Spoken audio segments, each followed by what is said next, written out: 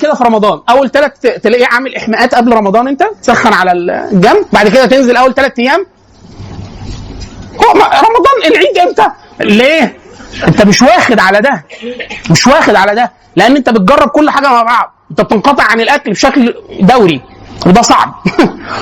وبتدخل على الروح العباده الطاعه صعبه عليها، صعبه، ده بشهاده يعني صاحب الخلق.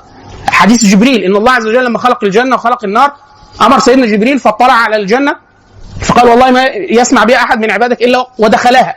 الجنه اذا حد اتوصفت له لا احنا عايزين من ده، والنار فقال لا عكس العباره، اي حد يسمع بالنار لا خلاص يعمل كل شيء لا يدخله هذه النار. ثم حفت الجنه بالمكاره، العبادات اصلا ثقيله جدا فعايزه استعداد، احنا ما بنستعدش استعداد الطبيعي بتاعها، فايه قراءة قرآن مع أذكار مع تقليل من المعاصي مع بتاع. والنفس البشرية لو احنا جردونا من الهيكل زي ما الشيخ كان بيتكلم كده، احنا في الأصل من جوه عيال صغيرة، بدل ما بتعرف تعمل ايه؟ وقت الطعام عايز تروح تاكل، بعد كده ننام بقى خلاص، بعد كده نرفع عن نفسنا، الحياة هتبقى خشنة جدا لو فضلنا كده نرفع خلاص، بعد شوية طب أكلم زمايلي، الإنسان كائن اجتماعي خلاص، وبعد كده نريح. بعد كده نتقوى على الطاعه. يعني انت ايه شغال هو العيل بتاع، بس المره دي الفرق بينك وبينه ايه؟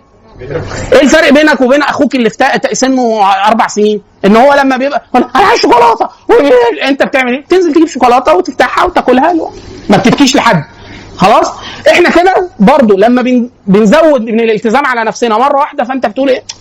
لا طب ممكن ترجعه شعبان تاني. يعني اللي هو لا انا مش متعود على كده فعلا خلاص. فده واحد حاجه تنبهوا ليها من دلوقتي خلاص، فكره التدرج وعدم الهجوم على العبادات. واحد يقول لك اهو الشيخ قال كده، اكتب يا ابني عدم الهجوم على العبادات. يعني ايه؟ بالراحه كده ايتين في اليوم، اللي هو لا انا بقول لك عدم الهجوم. يعني ايه؟ مش يعني كده بطل خالص، لا ده واحد.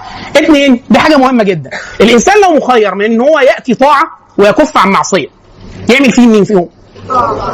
يعني يعمل الطاعه ولا ما يعملش؟ يعني اقوم الليل ولا اكف عن ذنب معتاد انا بعمله؟ الكف عن الذنوب اولى. النبي صلى الله عليه وسلم يقول ما امرتكم بشيء فاتوا منه. خلى الاستطاعه فين يا مولانا؟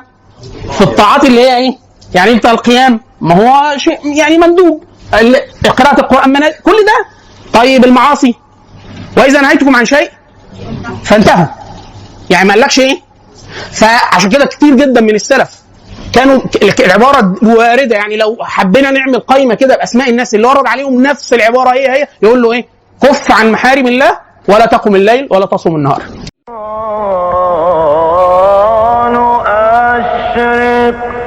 فالدنا تتطلع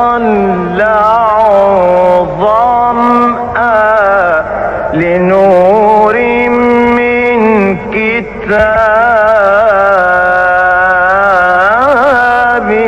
يا